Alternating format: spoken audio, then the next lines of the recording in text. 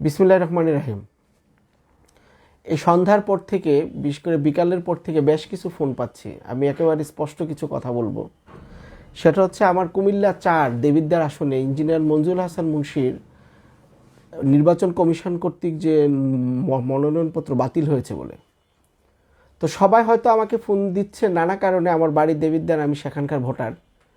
তারপর দীর্ঘকাল রাজনীতি করছি। এর মাঝে যেহেতু আমি আইনজীবী, আইনি কোনো বিষয় বা এই ধরনের বিষয় কেউ জানতে চায়, তো বিষয়টা আমি যতটুকু জানতে পেরেছি একেবারে সহজ। সেটা হচ্ছে, হাইকোর্ট ওনার লোন ছিল ব্যাংকে, খুব সম্ভবত প্রিমিয়ার ব্যাংকে লোন ছিল। টাকার পরিমাণ কত সেটা আমি স্পষ্ট জানি না।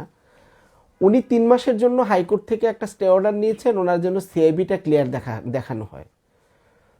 ওনার এর পরিপ্রেক্ষিতে উনি, আমি যতদূর জানতে পেরেছি যে আমাদের মনোনয়নপত্র যখন জমা দেওয়া হয় মাননীয় ডেপুটি কমিশনার অফিসে, সেখানে উনি বাদবাকি কিছু ফর্ম টর্ম ফিল আপের ক্ষেত্রে হয়তো কিছু বিতর্ক বা নানা কিছু ছিল, উনি লোনটা কোথায় দেখাতে হবে দেখাই নেবে, এই ধরনের কিছু।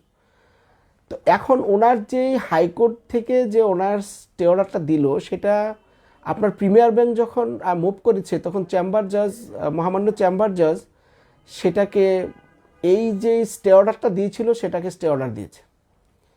তো এর পরিপ্রেক্ষিতে যেটা হয়, যেহেতু উনি যে সময়ে উনি দাখিল করেছিলেন সে সময়ে ওনার এটার বৈধতা ছিল, আর যেহেতু এটি একটা মামলার বিষয়, মামলাটার কন্টিনিউশন আছে, তা আমি ধরে নিয়েছিলাম মামলার যেহেতু কন্টিনিউশন আছে, সুতরাং এখানে ওনার নমিনেশন পেপার ওই মুহূর্ত পর্যন্ত বাতিলের সুযোগ নেই। তো সেটা ফুল কোর্ট, অ্যাপিলেট ডিভিশনের ফুল কোর্ট যখন পরবর্তী সময়ে এই মামলাটা নিষ্পত্তি করে দিল এবং বলল যে মহামান্য চেম্বার জজ আদালতের যে রায়টা, মানে যে জাজমেন্টটা, সেটা কন্টিনিউড হবে। তারপরে আরেকটা নির্দেশনা খুব সম্ভবত ছিল, সেটা হচ্ছে মহামান্য হাইকোর্ট ডিভিশনের যে বেঞ্চে এই মামলাটা শুরু হয়েছিল, 3 মাসের স্টে অর্ডারটা দিয়েছিলেন, সেটাকে খুব স্বল্প সময়ের জন্য, খুব সম্ভবত 2 সপ্তাহের জন্য বলা হয়েছে যে এটা যেন ডিসপোজ করা হয়। যেহেতু এটার স্টে অর্ডারটা কন্টিনিউ আছে এবং নির্বাচন কমিশন কর্তৃক এই সময়ের মধ্যেই ওনার সিআইবিটা ক্লিয়ার যেটা উনি দেখিয়েছিলেন, সেটা কিন্তু ভ্যাকেট হয়ে গেল, যার কারণে নির্বাচন কমিশন খুব সম্ভবত সঙ্গত কারণেই এই মুহূর্তে ওনার নমিনেশন পেপার বাতিল করতে বাধ্য, আমি যতটুকু বুঝতে পারি। তো আমার কথাটা হচ্ছে, পরবর্তী সময় কি আছে পদ্ধতিগতভাবে সেটা আমি জানি না। আমি ধানের শীষের ভোটার। আমি দীর্ঘকাল যাবৎ এই ছাত্র রাজনীতি, প্রথম দিন থেকে বিশ্ববিদ্যালয়ে যখন ভর্তি হই ছাত্র রাজনীতি করেছি, এবং এর পরিপ্রেক্ষিতে আমার জীবনে বহু ত্যাগ স্বীকার করতে হয়েছে। শুধু আমি না, আমার ডান পাশে, বাম পাশে, সামনে যারা বসে আছে। আপনি ইঞ্জিনিয়ার মঞ্জুর হাসান মুন্সি দল করেছেন, আমরাও দল করেছি। আপনার যদি এমন কোনো দুর্বলতা থাকতো, সেখানে আমাদের ধানের শীষের আরও প্রার্থী ছিলেন। FM তারেক মুন্সি ভাই ছিলেন, এর কাছাকাছি অন্য কেউ ছিলেন, আপনার স্ত্রীও ছিলেন, উনিও নির্বাচন করেছেন 2008 সালে। আপনার ছেলে রিজবুল হাসান মুন্সি, উনিও হয়তো রাজনীতি করছেন। উনি গত 15 বছর কারা কি ভূমিকা পালন করেছে, 17 বছর, সে সম্পর্কে আমি এক বিন্দু যাচ্ছি না। আমার এটা কনসার্নও না। পার্টি সিদ্ধান্ত দিয়েছে আপনার পক্ষে, আমরা সবাই আপনার পক্ষে আছি, আমরা আপনার পক্ষে এখনও এই মুহূর্তে পর্যন্ত আছি। আপনার যদি কোনো অর্থনৈতিক সমস্যা থাকে বা এটা যদি হয়, এটা আপনি গোপন করে নিজেকে বাহাদুরি দেখানোর কোনো ছিল না, আপনি পার্টি ফোরামে জানানো উচিত ছিল। আরেকটা কথা হচ্ছে, আপনি নিজে নেতাকর্মীদের ডেকে বলা উচিত ছিল আপনার সাথে অন্য কেউ যেন ধানের শীষের পক্ষ হয়ে, অন্তত স্বতন্ত্র প্রার্থী হয়ে যেন নমিনেশন জমা দিতে পারে। তখন যদি আমি, আপনি বা XYZ কেউ যদি জমা দিত, কথা উঠতো যে আপনার বিপক্ষে অবস্থান নিয়েছে, কারণ পক্ষ বিপক্ষ করতে আপনারা খুব পছন্দ করেন। এই কারণে দেবিদ্বারে আমি রাজনীতিটা করতেও চাই না। আমি কেন্দ্রীয় রাজনীতি করি, আমি এতটুকু জায়গায় আমি থাকি, সেখানে গিয়ে ভোট দিব, আপনার ধানের শীষের পক্ষে প্রচার প্রচারণা করব।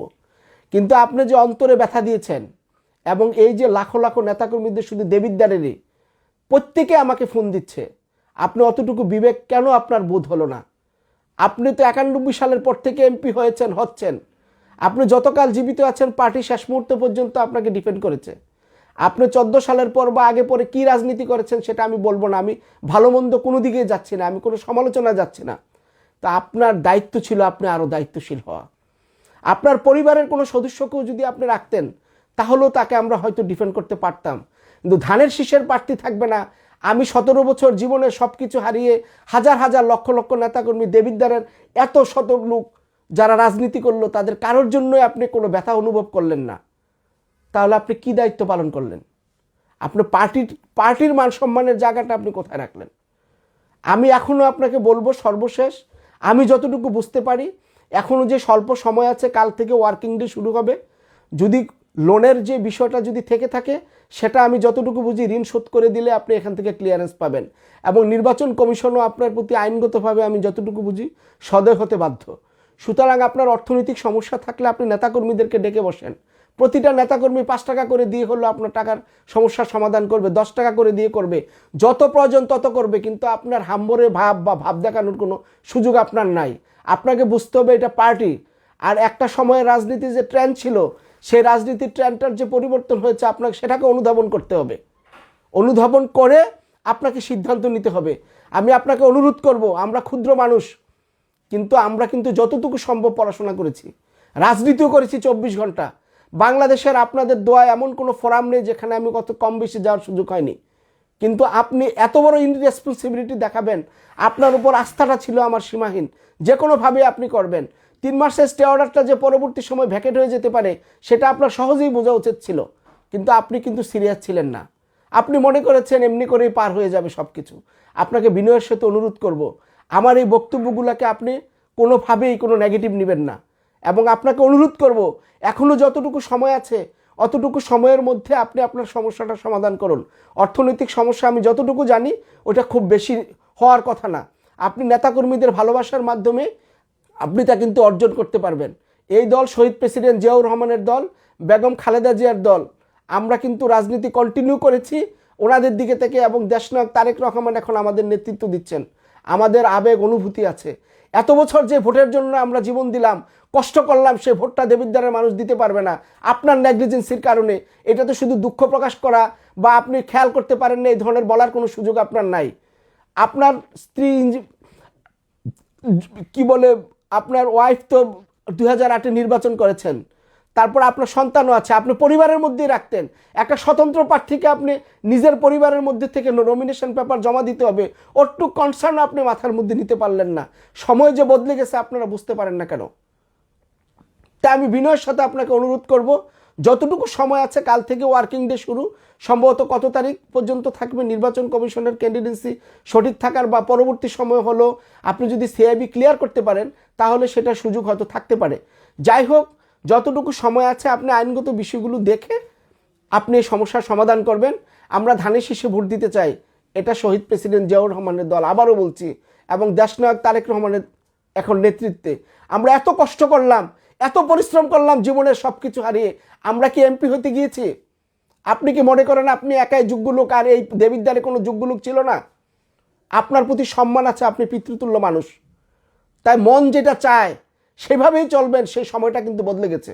আপনাকে অনুরোধ করব সর্বশেষ, যে আপনি 1 দিন 2 দিনের ভিতর যতটুকু আছে নিজের দুর্বলতা প্রকাশ করে, আপনি পার্টিকেও আপনার দুর্বলতার কথা জানানো উচিত ছিল। পার্টিকে আপনি সরল মনে বলতে পারতেন যে আমি নমিনেশন পেয়েছি, আমার সাথে আরও আমি কাউকে দিচ্ছি করার জন্য। আমি যতটুকু জানি মোশাররফ সাহেব তো উনি তো মারুফ ভাইকেও নমিনেশন মনে হয় জমা দিয়েছেন আমার যতটুকু মনে পড়ে। তো অতটুকু কনসার্ন আপনার মধ্যে থাকে না, আপনি নিজের অতটুকু দায়িত্ব পালন করতে পারেন না, আপনি দেশকে আর কি দিবেন? সময় হলে, বয়স হলে অনেক কিছু ছাড়তে হয় স্বেচ্ছায়। আপনাকে অনুরোধ করব, আপনি আমাদেরকে ধানের শীষে ভোট দেওয়ার সুযোগ করে দিবেন। এর বাহিরে আর আমি কোনো কথা শুনতে চাই না, আমি বলতেও চাই না। আর নেতাকর্মীদেরকে বলবো, আপনারা দোয়া করুন, ধৈর্য ধারণ করুন। আপনাদের সবাইকে ধন্যবাদ। আসসালামু আলাইকুম ওয়া রাহমাতুল্লাহি ওয়া বারাকাতুহু।